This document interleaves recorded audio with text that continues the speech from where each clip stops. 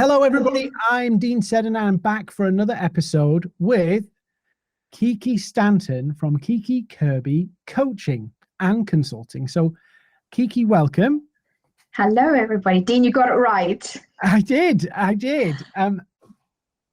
Let's just start there, shall we? So you're Kiki Stanton from Kiki Kirby Coaching and Consulting. Tell me about the different names. The different names. Okay, so let's take a back step anyway. So my full name is actually Angeliki, but Kiki for short, and I'm Greek. And so what happens is it's a very long name, as you can imagine. So it's Kiki for short. And I started in the world of recruitment and HR over 20 years ago, and I was known in the talent management and the recruitment space as Kiki Kirby, because that's what my name was. And 10 years ago, I decided to leave that corporate career and retrain as a coach. So I retrained as a coach and then set up my coaching and consultancy business. So I guess I had already been in that space for 20 years. All in all, so I decided not to change the name of the business because I was known in that space. So I set up the business as Kiki Kirby Coaching and Consultancy, and then I got married 4 years ago, and I'm Kiki Stanton. So I'm Kiki Stanton that works for Kiki Kirby Coaching and Consultancy. Yeah. So you got into coaching. Tell me a bit about the coaching that you do. So the coaching that we do is we work with heart-centered organizations in helping them with their people development, their processes, the purpose in the way in which they are working and creating. And we tend to do a lot in the space around where there's a lot of chaos going on in the workplace with their people. And the reason we do what we do is because it's been born out of the career that I had before. So if we go back a few steps. So my mom died when my sister and I were very young to cancer when I was 13. I hated school. I didn't do very well at school, but we were natural entrepreneurs. So my mum worked in fashion, and we used to sell our own clothes on our driveway back in Zimbabwe. I'm from Zimbabwe. So we were these natural entrepreneurs. So I then went on to move to the UK when I was 20 and fell into the world of recruitment and HR. I don't think people kind of set out to get into recruitment. It's a bit like sales. You just kind of fall into that world. But I was really privileged in having amazing training, starting from the ground up. I worked for a startup, I worked for an underperforming team, and then I worked in a high-performing team environment and continued to build that team, and I was number one too. So I'd always had elements of coaching and people and really learned from the ground up. And so there was elements of coaching and mentoring in my career. And then I found myself 10 years ago experiencing burnout, having worked really hard, having been not really focusing on my well-being, really neglecting that. And then that led me onto the journey of coaching and the work that we do now. So a lot of the work we do centers around experiences that I struggled with, and that we then end up now helping clients navigate that chaos that they tend to be in for a number of different reasons. So when a client's in chaos, whether that's a business, which I'm assuming is your consulting part, yes, and then the client part is the individual. Yeah. How do they? What kind of chaos are you talking about, and how do they get into that chaos? So the chaos typically happens without them even actually having knowledge of it actually happening, because there's so much in it. They are so much delivering. I'm sure you probably experienced this within your work. They've grown too quickly. They perhaps maybe haven't resourced their people appropriately. Perhaps they haven't got the right skill set with them. So it almost happens so quickly because there's not been enough time and an emphasis and development to have really recognized actually what's going on. So there's been a lack of vision with that. So they find themselves in that particular situation very quickly for, I guess, three reasons. One could be because there's non-existent people policies, there's non-existent kind of normal strategic development and growth. Systems are broken, but actually there's not enough time to be creating the systems because they're broken, and you don't actually realize they're broken until something happens, until a crisis happens. Or there's a lack of consistency in all of those approaches when it comes to, so if we look at people perhaps, for the first element is people. So how people are recruited in, how they are developed and how they're retained. And then the purpose is what are the goals attached to those people, to the business. Perhaps there's been a disconnect between communication between leaders and their people. It could be around values. There's a disconnect with values. It could be around vision. Is where we were when we started the business to where we are right now, or where we wanted to go moving forward. And then the third thing is around process. So where's the planning involved with all of those areas? Where is the implementation? Where is the actual purpose of it all? And you add all of that together. Even me just talking about it now sounds a lot like, how do you do all of that? So typically when we go in, we'll meet the client wherever they are in that particular chaos. And it could be in any of those points that I just mentioned to you right there. Wow. So it's pretty, I don't take this, don't get offended by this, but a lot of people think of coaching and consulting as quite woolly, but you've just kind of broke it down into a lot of really important aspects there that kind of are critical to a business. Yeah. And why do you think, like, coaching world is booming? Yes. Do you think that, why do you think that people need this more than ever now, compared to, if you rewind, I don't know, 5 years, 10 years, or even, pre-social media, pre all the digital age? Why do you think people need kind of more coaching now than they did? Or maybe they don't, but maybe it's just more obvious now. What do you think? I think there's been a real change in the way that we work, the way that we are on tap online all of the time, the way that we are, the way that technology's moved on. And I think what happens is us as individuals neglect our own well-being. We neglect our priorities. Even last week, I was having some conversations with really senior people, and I was asking them, what are your priorities? And actually they were like, do you know what, I actually have to go away and think about that, because I can't give you that answer right now. So we're in a world that is very busy, a world that's full of overwhelm, a world that's ever changing. And so coaching is really powerful for a number of reasons, because it allows you to pause in the reality of your world, even if it's just for an hour or a couple of hours for your team, to actually get an outsider in to see actually what's going on, what's the reflection, where do you need to make some improvements, where do you need to actually focus on your well-being. I think that is probably the biggest thing that I've seen over the last 20 years is well-being. If you make the time for your well-being, your staff's well-being, you're able then to function at a much higher level. And I know this because I've tested it myself through burnout, through cancer, and in the work that we do with our clients. And I think it's because we're in this world where you can get everything immediately at the forefront. So you feel like you have to be on all of the time. But where are you recharging? Where are you resetting?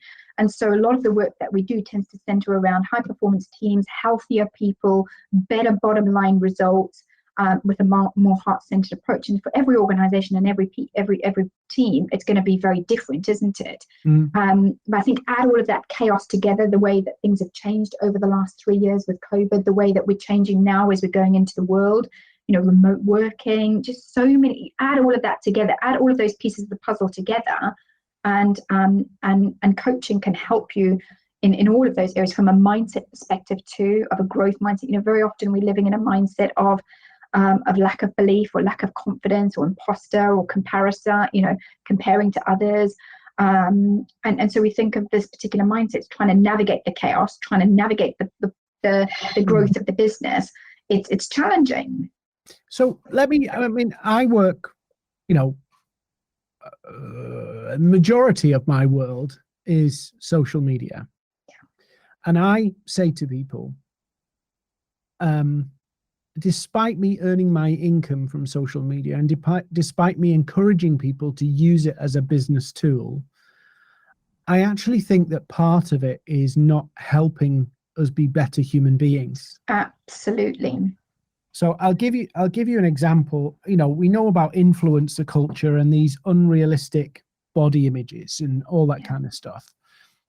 But I'm seeing trends whereby, maybe this is just obvious to everybody, but I'm seeing it in the business world. We see it on Instagram, people with the perfect body, the perfect life. And then you look at their pictures and go, my holiday pictures didn't look like that. And when I was on holiday in Dubai, the first proper big, decent holiday I'd had in years. and there was people on the beach there, and all they had was selfie sticks doing poses. And I'm like, is this what we've become? That actually people are just going away to show the world they're going away. Yeah. So it's a real ego aspect, isn't it? Yeah, but I've seen it in a business context whereby you see CEOs and founders and they're like, hey, we're chilling with a great team and all of this stuff. And oh, we've had a record month, and it's presenting a warped view of what real life is like. Yeah. But the scary bit is some people are buying into it and then looking at their own world, looking at their own business and going, why am I not that? What's wrong with me? And I've seen it in the individual because, you know, Instagram, but I'm actually seeing it in business. I mean, are you seeing this, that this kind of unrealistic perceptions being created? Yes, absolutely. And you know, I've been there at different stages in our business, which I'm sure we'll talk about shortly. Yes, we are seeing it, which is why I had then created this heart-centered approach, because if we can really tap into our own heart-centered approach, you know, how you approach your heart-centered living and your heart-centered business will be completely different to mine, because for one, I'm a female, you're a male, different experiences, different life experiences.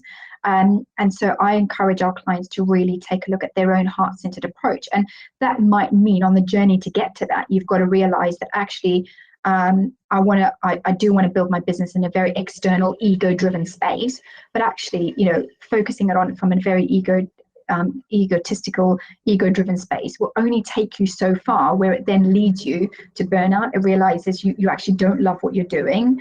Actually, is it all about the money? Is money what's driving you? But actually, if you keep tapping back into your heart, and into the heart, you know, the heartbeat of your organization, that your heartbeat as the business leader.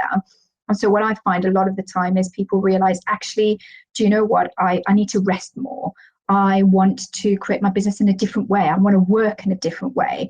Actually, I need to recruit more people so that I can be not as visible in the business. So I'm seeing it, especially in the last 18 months, I'm seeing business owners wanting to take a complete different approach to how they're operating, even in some of the corporate work that we do. So I do a lot in the wealth management, FTSE 100 space, FTSE 100 space, and the recruitment space. People are definitely wanting to make changes in the way that they're living, the way that they're operating, the way that they're thinking. But for some of them, it will take time, because there's a culture that's been created that they need to make changes with. So there's a lot of dysfunction in some of those areas when it comes to their people, their purpose, and their processes. Mm-hmm. So where do you start when somebody's in that place? Because like you said there's people who are kind of stuck between two worlds. Yeah. There's that space of, do you know what? I don't want that thing that I've been pursuing, or I don't want it in that way. Yeah. How do you kind of get yourself from that place where you're kind of like, I want to be over there, but I've set myself up over here? Yeah. So it's a good point, because this is what happens a lot of the time, don't we? We're here and we're like, actually, do you know what? This is where I'm at, but I don't want to be here. I want to get to there. And people think that it's an overnight journey to get there. But what we do is we meet the client wherever they are. Typically, often it might be that we meet them with their people processes. Again, it depends on organization, depends on leader. Sometimes we have to meet the leader where they are to get the clarity of thought in a safe space of, actually, do you know what? I need some time. I need an opportunity to just pause and think. Where am I going? What's important? Is this what I want? I don't want to be working these crazy hours anymore. So it could be around their thinking. It could be around the purpose of actually, I do love what I've created, but actually I just want to build it in a different way. I want to transition in a different way. And so what happens, partnering with us helps them add that. We partner with the clients around their thinking about, okay, how can you transition? What's the journey of transition? How do you cross one bridge to the next bridge? What does the journey look like for that? And it's a journey, you know. Sometimes it could be a number of sessions to get that client there. Sometimes it could be a 6-month process. I know I worked with one client last year, and that took us about 6 months to transition from one part of her business to another. And then, you know, a year on, she's actually invested in another business. So it's a journey, because people are still doing their day-to-day job. So we kind of do a life audit as such. So we do a life audit in their own life, and then we do a work audit, which is called our Syncing Up Heartbeat framework, where we look at all of those components that I'm sharing there with you. And we meet people where they are, and then we create the relevant program, the relevant support that is needed for them. And what I certainly find is the clients that we work with value that space of actually a confidential space, a safe space where they can explore their maybe things that they hadn't even thought about, because they've been trying to navigate the troubleshooting, the people issues, the challenges that they're experiencing. So just taking an opportunity to catch their breath is so helpful for them. Do you think I've met a couple of people where they've been in kind of the corporate space and they've ran at 1,000,000 miles an hour doing things, and then they reach a point, I don't know whether it's a midlife crisis or not, but they reach a point where they go, who am I? Yeah. So identity, absolutely. I've experienced that even myself. So when I had burnout 10 years ago, I came out of being number one in the company for 6 years, consistently earning really well, to this burnout. So as I then came out of that, it was like, who am I? I don't want to be that number one consultant anymore. I don't want to be working, 60, 70, 80-hour weeks anymore. That doesn't make me happy. So there was an identity change of actually, who am I? What do I want? How am I going to develop myself? Who's going to help me with that? And so I got help to develop myself through that. I think sometimes what happens is this chaos and this crisis happens, and then we want to make a change. And certainly the work that with some people that we work with is it's also about doing the work before it's likely to blow up, before it's likely to happen, that you want to make some change. So you're really forward planning. And then also it's about really determining, okay, actually, if I do want to work less, that's okay. What does that look like? That's something I found quite recently when I returned back to work after cancer. I love work. I love the work we do, but I want to work less. So it's like, how do you transition what that looks like? Or it might be for some people is actually, I've been operating at an okay level, but now I want to go to the high performance. Now I want to go to the next level. Now I want the growth for the next level. Okay, so what does that look like from your people, from your processes, who you're working with? What's your infrastructure? And so, going from that one place to that one place is a transition. It's transformation. It's transformation in yourself. And I like to talk about it's a lot of the heart work. It's your beliefs. It's the way in which you operate. It's your imposter. It's your confidence. It's the habits. It's the behaviors. It's the transformation. It's your spirituality. It's how much play have you got in that time? How much are you developing yourself? What are you putting into your mindset to develop in those areas? And a lot of the time people aren't developing themselves, which is why people struggle with it so much. So just you're on Facebook, I'm on Facebook. We'll just have a little rant about Facebook for a minute. Yes. And you're on LinkedIn, and this is kind of my question here. What do you find? Social media, great tool for getting you connected with lots of people who you would never meet otherwise. But I see that the coach space is quite big on Facebook. It's huge on Facebook compared to LinkedIn. It seems a bit more grown up on LinkedIn and a bit more sensible. But there's professional. I like to say more professional on LinkedIn. Yeah, there's a lot of crazy stuff on Facebook. How would somebody choose a good coach? How do they decide who's going to actually help them versus who's good at marketing? Such a good, relevant question. So what I would say is do your research and due diligence.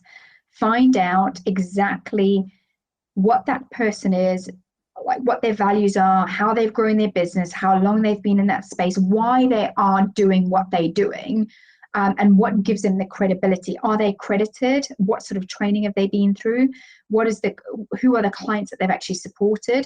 And I would say, and this is something I've definitely learned from over the last 8 years, is go and consume that person's content for a while before you actually go and invest straight away. Do your research, have a call with that particular person, and also go with your, do the values align?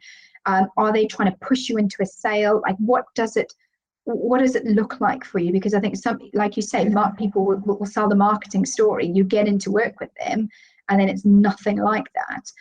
So I would say take your time in making that decision, because that will impact your people and the journey that you're going to go on to. And actually really be clear about where you want help with, and go and find those people that are able to give you that help. And don't, if it's something that you want help with let's say content writing, you're going to go to somebody who is a content writer. Like, go with people that are very specific in that space. And that's what I would say. Don't rush the decision. I know there's been times when I've rushed decisions and I've gone with my gut, or I've not gone with my gut, and it's ended up impacting me massively. The coaching space is notoriously difficult, I think, because I've met a lot of coaches that are really good at what they do and won't overstretch their marketing, shall we say. That's code for oversell something. And then I've also met some coaches that are really solid and don't sell themselves strongly. And I think you should be that person over there should shut up. And you should be front and center. And I think it's really easy to I see this, the people who say, I can transform you in 90 days or 30 days, and we love those quick fixes, but sometimes it is, not sometimes, it's always process, isn't it? Always, because there's a journey to get to A to B. It takes time, it takes investment, it takes a focus, and it takes you to also put the work in. And I think sometimes we look at coaches to fix the problem. The coach is there just to empower you, for you to take the right action and to be accountable to the action that you're going to take. That's right for you.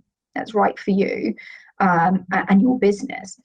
And I think it can be a really oversaturated market, can't it? It can be a really, it can put a lot of people off around the coaching space. And this is where I think you tapping into your heart, your story, being really clear about where your expertise, where your talents are, how your business can help, and being authentic. I had a call with a client last week that we've been doing some work with since January, and she said the reason they worked with us is because we're very authentic, and what you see is what you get. What I display online is what the process is when they work with us.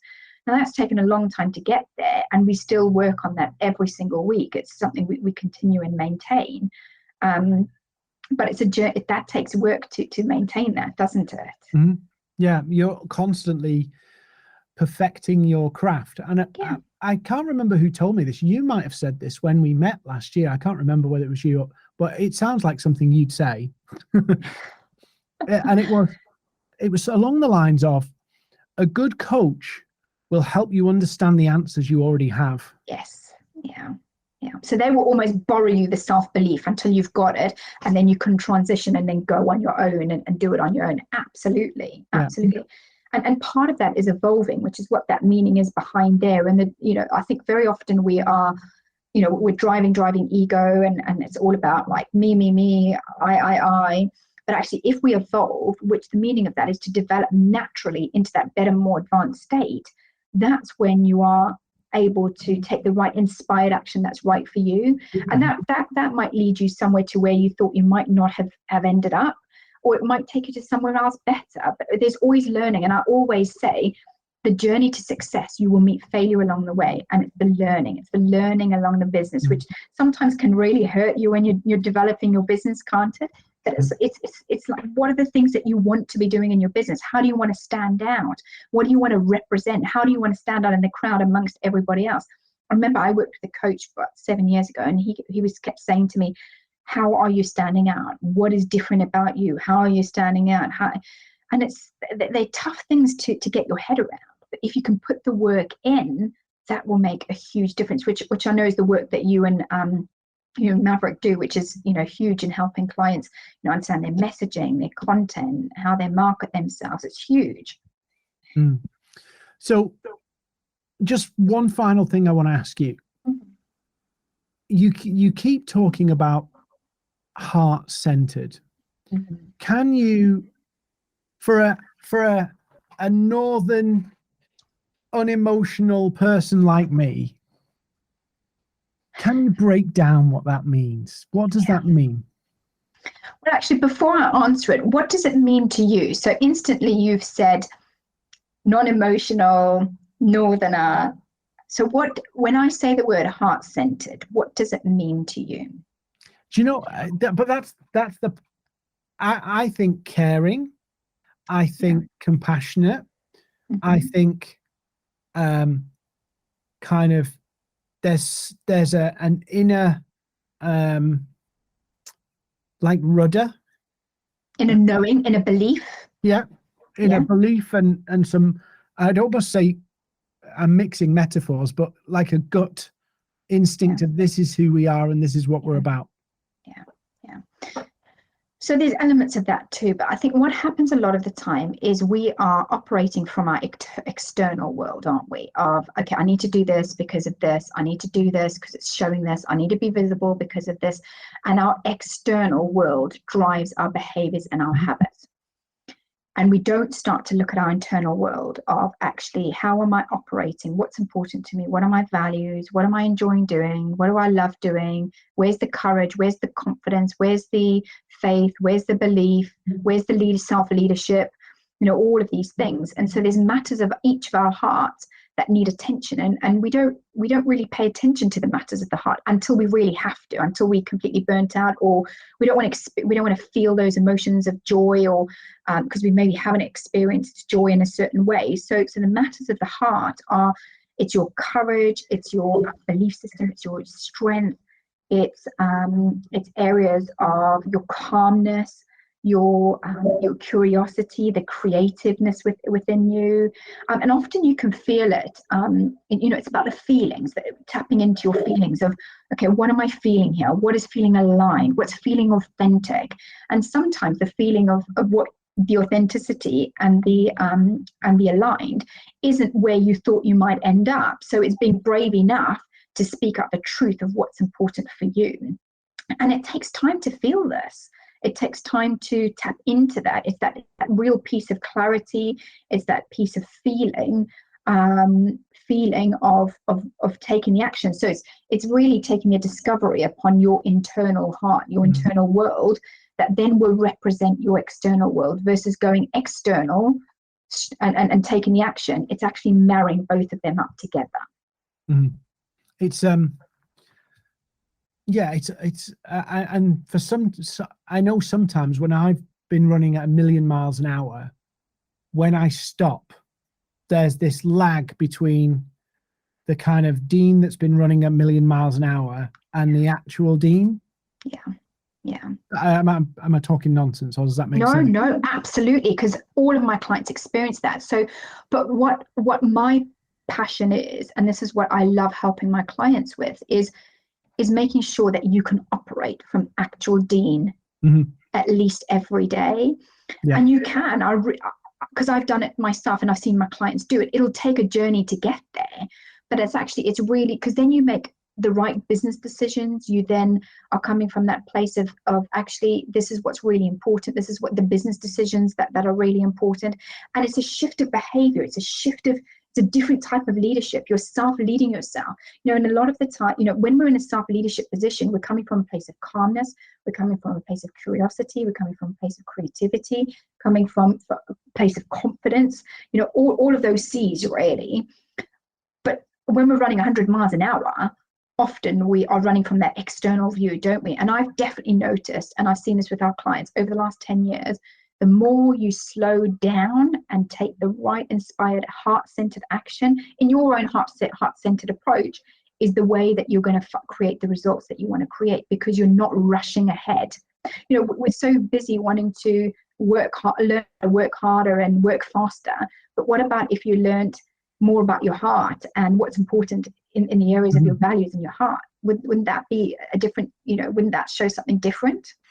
Yeah, it's interesting. I don't know whether you've heard about, I love this concept called first principles. Have you heard of it? No, I haven't, no.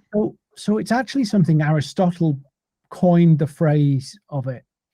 And it was Elon Musk brought it into more of a mainstream concept, and it's kind of related to what you're talking about, but I use it on my side in terms of marketing and stuff, is that there's 3 parts to it: challenge the assumptions, break down the problem, and then create the solution. That's the crux of it. Yeah. And often what I see, and maybe this is where we kind of, overlap a little bit, is I see a lot of companies and a lot of people so driven to a goal that they're pushing it on that goal, and they don't realize that if they stopped and broke it down, they'd actually find an easier way to get to the goal. Yeah. And the reason Elon Musk brought it to such kind of notoriety is because he wanted to do the whole space thing. Very flippant way of putting it. And he went, the problem is the rockets are too expensive. So he went to NASA, and NASA said, oh, if you can save us money on the rockets, we'll give you a contract. And he looked at it, and NASA have said, we've tried. So he went to the Russians, when we were friends with the Russians, and said, how do you build it? And he figured out that actually you could save a few million by using Russians but it still wouldn't solve the problem. What he actually needed to do is come back to the beginning and go, let's figure out another way of doing this, because it was costing them something like 4 billion to put a rocket in space. And it's like, you can't do that every week. No. So he broke everything down and realized, okay, what's the best way to get to the place I want to be, and built that, rather than let's engineer a cheaper version of the rocket, cheaper. And now he does rocket launches for 62 million a pop. Yeah, and look at that. But that was the journey to get to the goal, isn't it? So I love the analogy that you've used there. So it sounds like he took the right action, stopped what he was doing, took the right action, that led him somewhere else, that then took him somewhere else, and he was curious, and then look at where he ended up. And there's something about being an entrepreneur and being resilient and not giving up, because it will take you to, I always say to people, it's always the journey to get to the goal. It's always the journey to get to where you need to get to. And we lose sight of that. We're too impatient. We're too impatient as people, and as business owners, we want it all now. But actually, it's the journey to get there, isn't it? It's what you learn along the way. It's the people that are there to help you. It's wherever that leads you on next. And it's the action, isn't it? It's the action that's needed. And I think, again, sometimes maybe procrastination happens too often. And often procrastination will happen is when our goals are bigger than our energy levels. And I talk a lot about that, about our energy, our physical energy, our mental energy, our social energy, our spiritual energy, and our emotional energy. And I think for business people, a lot of the time, the emotional and the spiritual are the ones that don't get enough attention. But we should be really doing one thing in each of those areas daily. It's interesting you said that. Procrastination was when our goals are bigger than our energy. Bigger than our energy levels. I never thought about it like that. It's a fascinating way to think about it. Yeah. And being really clear with your priorities, like, what are my priorities right now? Health being always number one. And then you're able to function and create those really ambitious goals underneath that, because you're coming from a place of being more energetic. You're coming from a place of being healthier. You're coming from a place of a better growth mindset, a clearer mindset. Wow. Brill. So, Kiki, Dean. This is all unscripted, right? We haven't scripted. This is all totally off the, I don't know what Kiki's going to say. She doesn't know what I'm going to say. How do people work with you? How do you run? What does that look like? Is it just kind of they book a session? How do you work them? Because obviously it's a process. So absolutely. How does that work? So for our consultancy side of our business, where that tends to be in a lot of where we would go into a small business or a corporate organization, and we would actually meet the client where they are. So our first step would be an initial complimentary coaching conversation, coaching and consultancy conversation, finding out exactly what the needs are. Is it that a client wants to develop a specific workshop initially to start the process? Or if they want to do a full process, it tends to be 9 months where we go through our Syncing Up Heartseat heartbeat framework, which is what I was talking about, the people management, the process, the purpose, and that's delivered in a series of some one-to-one coaching sessions, some team development sessions, and we tend to bespoke. A lot of our consultancy is bespoke depending on the organization, on the consultancy side. And then if it was somebody who was a leader within an organization and they said, you know what, actually I can see what Kiki's saying here, I need to make some time for me and my well-being, I need to get clear about my purpose, I need to get clear where we're going, we're doing great stuff, but I need to make a change. We tend to work with clients between 6 months to 12 months, one-on-one, and that's a series of one-to-one coaching sessions, and we look at everything, life, health, work, everything working in synergy together and making sure that works really well. So, and that's again a free consultation initially to find out where you're at, what your support is, you know, where you are, what sort of support you're looking for, how often. Some clients it tends to be once a week, some clients it tends to be once a month, to be able to implement the work with that. So there's two sides. So we one element where we go into the organization and we do the culture, we do the development, we partner with the organization, or I work with the particular leader themselves holistically on all of those things there. Okay, so and best place to get in touch with you? So you can visit our website. So we've got two websites. So www.kikikirbycoaching.co.uk, or our consultancy, which is www.kikikirbyconsultancy.co.uk. Or I'm very active on social media. On LinkedIn, you'd find me at Kiki Stanton. On Instagram, you'd find me. Both the pages have got I've got the names, and then on Facebook. But also more than happy. A lot of clients just reach out and send an email to hello@kikikirbycoaching.co.uk. And just contact us that way. And we've also got a podcast called the Kiki Kirby Podcast, which is evolving in a heart-centered way. And that's in all the obvious places. Spotify, you know, our website. Every business now is like a media organization. Yes, they are. They are. It has to be like podcast, YouTube, LinkedIn, Facebook. Yeah. We're not on YouTube, but we are we're all in those other places. Yeah. It's the thing, isn't it? We're all it seems we're all media companies, and we're all media personalities these days. We're having to do everything, which is why it's so important for us to really understand our priorities. So for me, one of the things I love doing this stuff, but one of the things I find is I love my quiet time afterwards. I love the kind of like, I'm just going to sit here for a bit now. It's good. Yeah. Yeah. Because it is quite, you know, unless you're kind of a massive extrovert where you kind of every human interaction takes you another level, it can be quite tiring. Yeah. But wouldn't you say that that's something you've learned as a business owner as time has gone on, as you've developed? Oh yeah, I think absolutely. I think I've learned that. I've learned a couple of things that about how my communication style is very direct, very straightforward, which also I've learned that some people don't get that that's my style.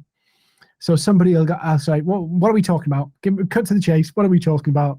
I don't need the story. I just want to know what it is. So I'm kind of like that. But also what I've learned is that whilst I do all of this stuff and I do live webinars every week and all this stuff, and I do these videos and podcasts and stuff like that, actually, well, you've met me in person. I'm a very quiet person in real life. You are. I'm like, hello. Get me talking about my specialist subject, I'm all right. But actually meet me in person, I'm like, hello, you all right? Yeah. Really low key and chilled out. Yeah. So yeah. Anyway, Kiki, thank you so much for coming on. Hopefully I haven't put you on the spot too much. Oh no, thank you for having me here. And I really admire, you know, I've really loved meeting you along the journey, the business journey. And I know you've come into our, into our business and done some stuff with some of our clients, and just love what you do. Very authentic, very real, really stand out. So thank you for having me on here, and look forward to having you on our podcast in the future too. So thank you, everybody. Thank you, everybody, for joining us. Go wherever you're watching this, listening to this, you'll find Kiki's links to her social media and contact details. do go check out what she does. I see her on Facebook all the time and she's sharing amazing stuff. So go check out what she's up to because it is awesome stuff. And thank you again for joining in with this episode of the podcast. And we'll be back next time with another interesting person that will help you in your life and your business.